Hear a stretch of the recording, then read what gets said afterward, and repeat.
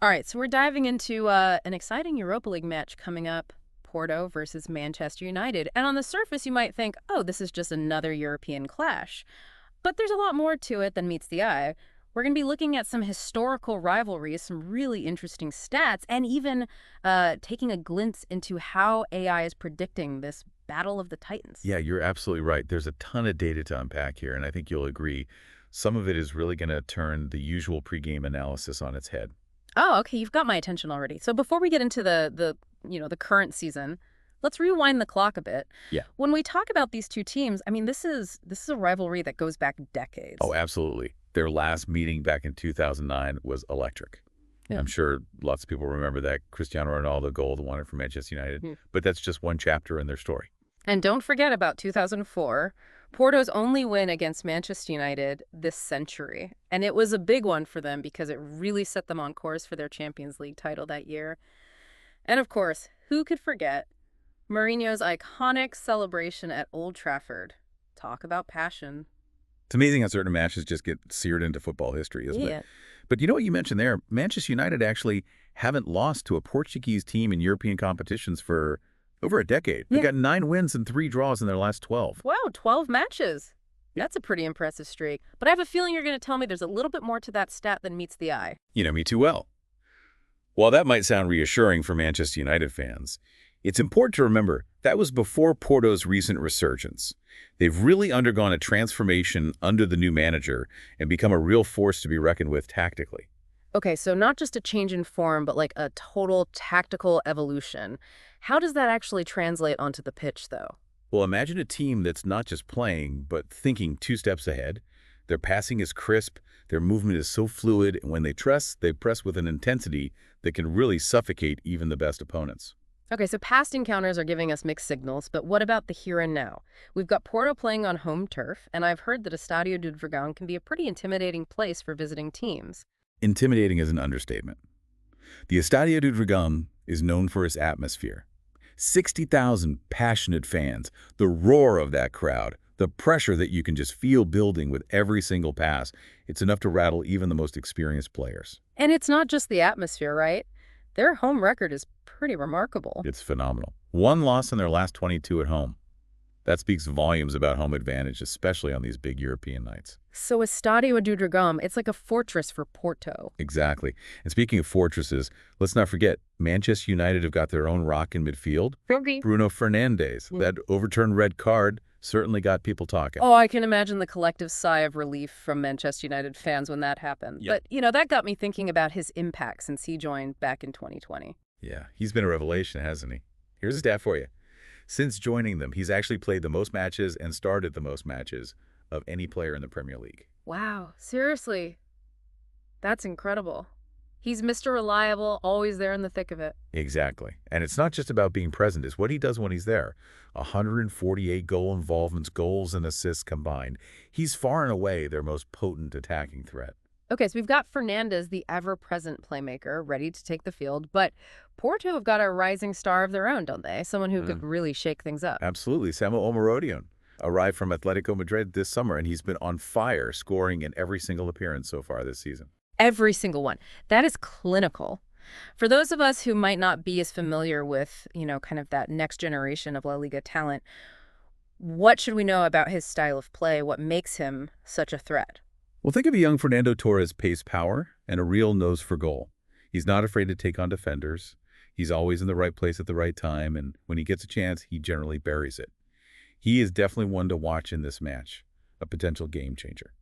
I'm getting chills just thinking about this matchup. And, to make things even more interesting, I hear there's a supercomputer out there that's got some thoughts on how this one might play out. Yes. We have to talk about Tips Moto. Now, before we get into its predictions, let me give you a little bit of background. Tips Moto is a supercomputer that analyzes huge amounts of football data to generate predictions for upcoming matches. It considers everything: team form, player stats, historical results, even things like the weather conditions. So not just some random algorithm spitting out numbers. This thing really digs deep into the data. It's incredibly sophisticated. It's not a crystal ball, but it's a fascinating look at how AI is changing the way we analyze and predict football matches these days. Okay, you've got my attention. What does Tips Moto say about this clash of the Titans? Who does the supercomputer favor in this match?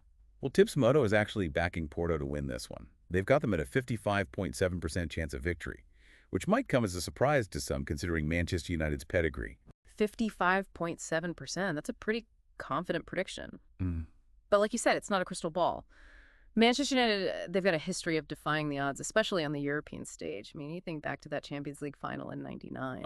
Who could forget it? Mm-hmm. 2 goals in stoppage time against Bayern Munich, snatching victory from the jaws of defeat. Manchester United certainly know a thing or two about comebacks, that's for sure. Exactly. But we haven't really touched on Manchester United this season. They might not be the favorites according to Tips Moto, but they're definitely no pushovers. You're right. Manchester United's form has been a bit shaky recently. I mean, that draw against FC Twente in their Europa League opener raised a few eyebrows. But, they've still got a squad packed with experience and talent. Let's not forget, they're led by Erik ten Hag, a manager who knows a thing or two about tactics.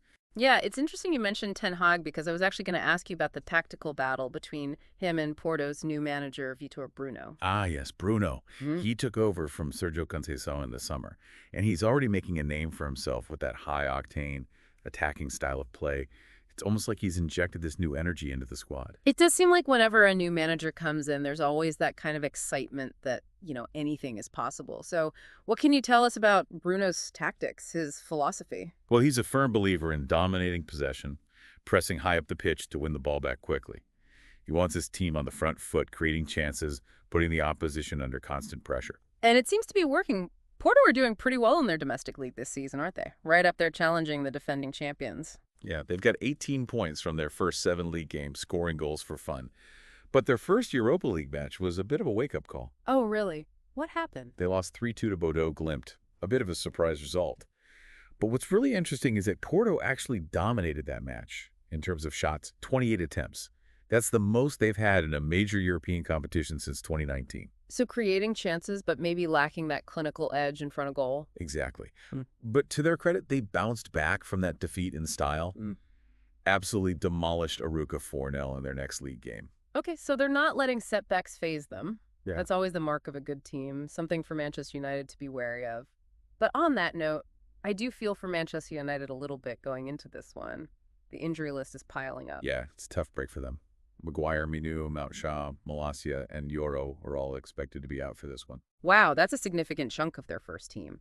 Yeah, It'll be interesting to see how Ten Hag adapts his lineup and his tactics, especially against a team as dangerous as Porto. Absolutely. He's known for his tactical flexibility, so I'm sure he'll have a plan. But there is one silver lining for Manchester United fans. This could be the perfect opportunity for Rasmus Højlund to make his mark. He's been easing back from an injury himself, and this could be his chance to really announce himself on the European stage. It's funny you should mention Højlund because I do remember there was quite a buzz when they signed him. What can you tell us about him? What kind of player is he? Well, he's a young striker with bags of potential. He's quick. He's powerful. He knows where the goal is. Think of him as a raw talent with all the attributes to become a top striker. This match against Porto could be his breakout moment. Always exciting to witness the rise of a potential star, isn't it? But let's not forget, this match is about more than just individual players. It's about two teams with these rich histories, these passionate fan bases, this burning desire to prove themselves on the biggest stage. It really is. Those iconic moments, the clashes of styles, you can almost feel the history when these two teams meet. Absolutely. Yeah. And, when you think about it, this match really sums up what makes the Europa League so special. You've got Porto, with their pedigree in Europe, hoping to get back to being one of the best teams on the continent. And then you've got Manchester United, one of the giants of English football, obviously in a bit of a transitional phase right now, but you can never count them out. They've always got that fighting spirit. Yeah, they never know when they're beaten, do they? And look, let's not forget, for both these teams, there's a lot more riding on this match than just bragging rights. A win for Porto would really put them up there as potential title contenders. Right. And for Manchester United, a win could be huge. Could really kickstart a good run in the Europa League for them. It's amazing how one match can mean so much, isn't it? You've got the tactical battle between these two brilliant managers, the individual brilliance of players like Fernandes and Omarodian. The atmosphere at the Estadio de Dragão is going to be electric. And the hopes of millions of fans around the world, all hinging on the result, it's almost too much to handle. And that's football for you, isn't it? You can analyze the stats all day long. You can Mhm. talk about tactics till you're blue in the face. Mhm. But at the end of the day, it's the beautiful unpredictability of this sport that keeps us all coming back for more. Will history repeat itself, or are we going to see a new chapter written at the Stadio do Dragão? I guess we'll have to wait and find out.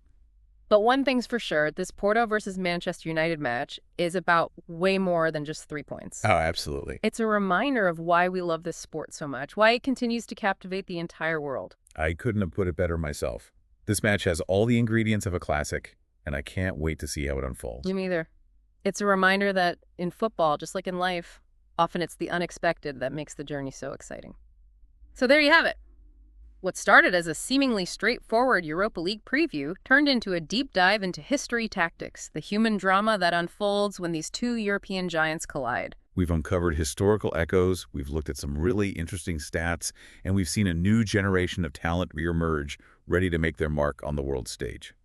It's been great having you along for the ride, and we hope this has given you a new appreciation for this match. Until next time, keep exploring, keep asking those questions, and most importantly, keep the passion for the beautiful game alive.